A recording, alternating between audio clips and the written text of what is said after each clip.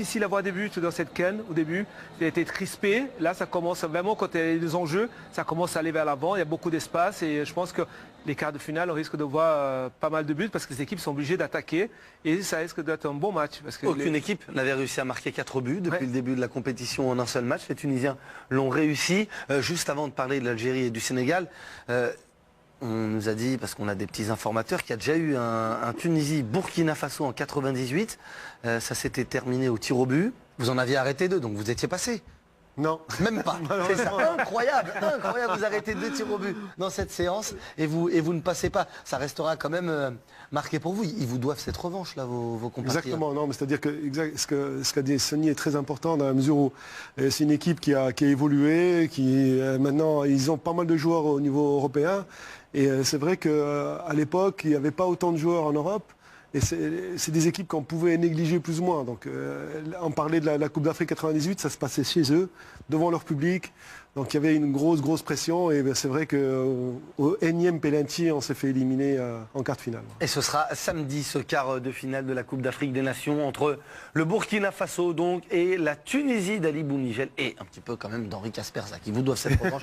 Donc, il faudra les prévenir. C'était lui, hein, déjà. C'était déjà. Donc, il se doit une revanche à lui-même. Donc, il a intérêt de s'en souvenir. On voit ce qui s'est passé entre l'Algérie et le Sénégal. Dans tous les cas, avec ce score, l'Algérie ne pouvait pas se qualifier. L'Algérie n'a pas réussi à s'imposer. 2 buts partout face au Lion de la Teranga. Ça avait bien commencé avec Islam Slimani, Antar et Mehdi. Comment on se relève pour l'Algérie pour la suite? Il y a cette qualification pour la Coupe du Monde à reprendre. Ce sera en deuxième partie de l'année 2017. Et puis il y a ces éliminatoires pour la Coupe d'Afrique 2019 au Cameroun qui vont commencer. Il faut vite se remettre debout pour repartir en tard. C'est clair. Aujourd'hui, il y a une grande déception. Même un sentiment de gâchis, je pense. Maintenant, ce qui va être important, c'est l'analyse. La bonne analyse qui va être faite. Parce que si entre guillemets, il y a un nouveau départ, il faut qu'il soit fait à la base, il faut qu'il y ait une bonne analyse.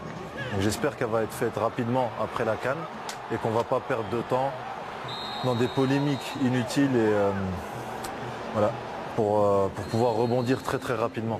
Je pense qu'aujourd'hui c'est ça le plus important.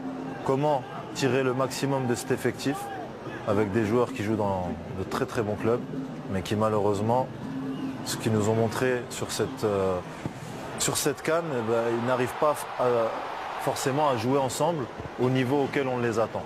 Donc il faut se poser les bonnes questions, bien analyser les choses et bien repartir. On va vous entendre dans quelques instants, Mehdi, à propos de l'élimination de l'Algérie et la suite pour l'histoire de cette sélection. Mais on retrouve Baptiste Vendroux avec Georges Lekens, le sélectionneur belge des Fennecs algériens. On l'a vu très irrité à la fin du match et après cette élimination officielle des Verts, Baptiste.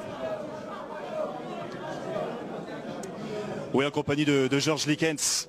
Vous avez tout fait pour remporter ce match, mais même si vous l'aviez gagné, cette confrontation face au Sénégal, ça n'aurait pas suffi pour passer. Ouais, on doit jouer pour être correct, pour notre honneur. C'est ce qu'on a fait.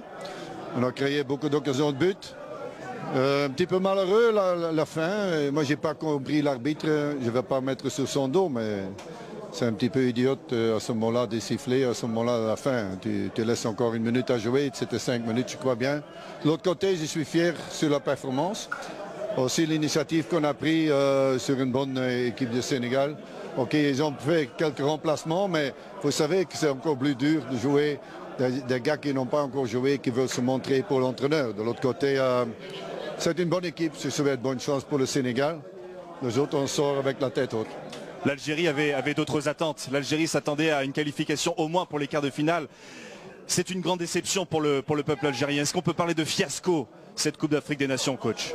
Non, tu vois la manière les joueurs ils ont réagi. Hein? C'est toujours après. Moi, je parle avant que le Sénégal était un des grands favoris. De l'autre côté, on a maintenant montré qu'on est véritable des hommes dans des situations difficiles. C'est pas toujours évident. Et c'est pour cette expérience qu'on a maintenant. Je crois que c'est très important pour l'avenir. L'Algérie vit une période très compliquée. Quasiment éliminée de la course à la qualification pour la Coupe du Monde 2018. En tous les cas, ça va être très difficile. Ça va être très difficile, coach. Élimination de la Coupe d'Afrique des Nations. C'est pas simple actuellement pour les Algériens.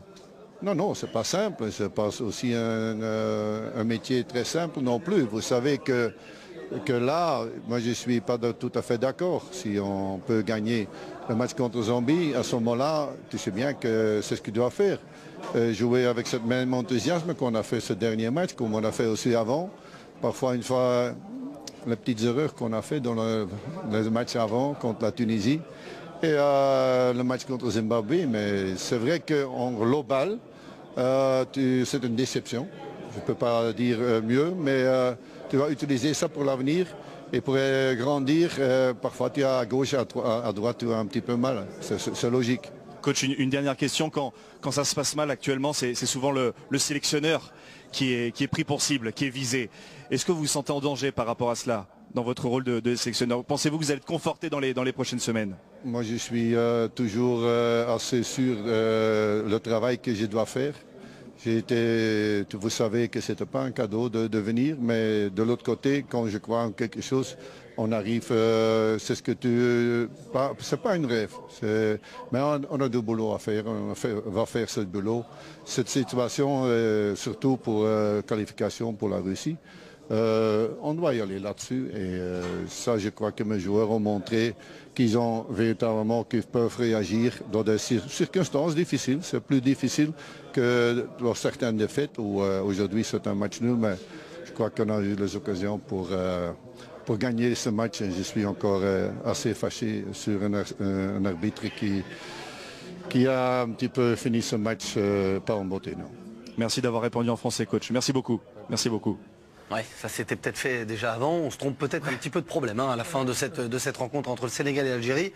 N'oubliez pas, vous avez rendez-vous avec le Football Show, Alexandre Ruiz et tous ses invités, Johan Cardinal et Younes Belhanda, dans la foulée de ce débrief de ce groupe B avec la qualification de la Tunisie. Aux côtés, c'est une certitude, du Sénégal. Mehdi, on ne vous a pas encore entendu. Comment l'équipe d'Algérie peut se relever maintenant? Comment elle peut repartir? Georges Lekens n'a pas voulu parler de fiasco. On peut peut-être jouer sur les mots, mais ça va être difficile de se relever. Non, la déception, elle est grande aujourd'hui. Je pense qu'on avait des ambitions légitimes, je pense, parce que vraiment, il y a un potentiel énorme sur cette équipe au vu des joueurs. Après, voilà, je pense qu'on n'a pas le choix. Ça me rappelle un petit peu la période de l'après-Coupe du Monde 2010, où on ne s'était pas qualifié pour la Coupe d'Afrique suivante. Mais voilà, le potentiel est là. Moi, je pense qu'il faut vite relever la tête, faire une bonne analyse aussi, comme a dit Antar. Mais c'est vrai que le temps passe vite. Donc, les éliminatoires de la prochaine Coupe d'Afrique commencent en juin. Et ceux de la Coupe du Monde vont venir très rapidement. Donc, il n'y a pas le choix. Le potentiel est là, il faut continuer à y croire. Se remobiliser très vite, changer peut-être certaines attitudes dans le jeu, mais aussi en dehors du terrain. Ce sera quelques grands points à rectifier du côté de cette sélection algérienne. Sony, Cameroun contre le Sénégal, Burkina Faso contre la Tunisie. Ça fait 2 premiers quarts de finale très intéressants à suivre pendant qu'on voit les tableaux de ce groupe B et puis le programme de demain avec le groupe du Maroc, de la Côte d'Ivoire et de la RDC. Oui, je pense qu'il y a eu... on va dire que la surprise vraiment c'est l'élimination effectivement de l'Algérie, parce que les autres ils sont quand même passés. Le Gabon, même si c'est le pays hôte, mais il n'y avait pas vraiment l'équipe pour se qualifier. Et là maintenant, on va dire que ça va être un match assez exceptionnel à mon avis entre le Cameroun, parce qu'ils n'ont pas vraiment eu d'opposition en face pendant cette qualification. En revanche, le Sénégal a montré des qualités, beaucoup de qualités. On a vu encore ce soir avec les remplaçants, entre guillemets, les remplaçants étaient là parce qu'on a vu le deuxième but, c'est Moussa Sow qui a marqué quand même. Ça risque d'être un match assez intéressant. Oui, je pense que de là, ça va sortir le finaliste de ces deux équipes, entre le Cameroun et le Sénégal. Premier pronostic pour Sony Anderson. Merci messieurs d'avoir été avec nous. Sony, on vous retrouve très vite sur les antennes de BeIN. Votre Sénégal, puisque vous aviez décidé d'être sénégalais avant le début de cette émission, par rapport à des proches et des amis, c'est même la famille. Vous êtes parrain d'un petit garçon, c'est ça? Non, oui, exact. Bon, lui, il va être content ce soir. Il a de la chance. Mehdi, Antar, on aurait pu aller un petit peu plus loin dans la compétition, mais ça y est, un petit message peut-être pour les supporters algériens de la part de 2 anciens internationaux. Ça, nous on est dans un pays où on est très passionné, c'est-à-dire qu'on peut aimer et se retourner très très vite. Moi, mon seul message, c'est de, quoi qu'il arrive, qu'on reste mesuré et qu'on ne perde pas de temps dans des futilités, qu'on se concentre rapidement sur l'avenir de notre équipe nationale, que même dans cette période difficile, qu'on soit derrière eux, qu'on fasse la critique nécessaire autour d'eux, il n'y a pas de souci, mais qu'on reste derrière notre équipe nationale parce qu'on va avoir besoin de sérénité aussi. Mehdi? Je pense un petit peu la même chose. Je pense que voilà, même si la déception est énorme aujourd'hui, que voilà, cette équipe elle a besoin de soutien aussi. Donc voilà, on a eu des moments vraiment de bonheur avec cette Coupe du Monde il y a 2 ans en arrière.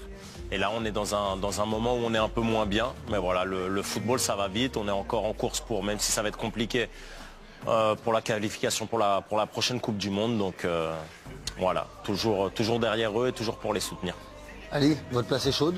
Vous pouvez revenir quand vous voulez. Vous avez déjà une revanche à prendre. Donc nous, on vous attend encore une fois. Il y aura Adel Chedli, parce qu'on va faire une petite spéciale Tunisie avec Abiba Mogo pour le Burkina. Donc ça va être sympa. Vous revenez? Avec plaisir. Vous allez le sourire? Oui. Voilà. Oui. Bon, on gagne.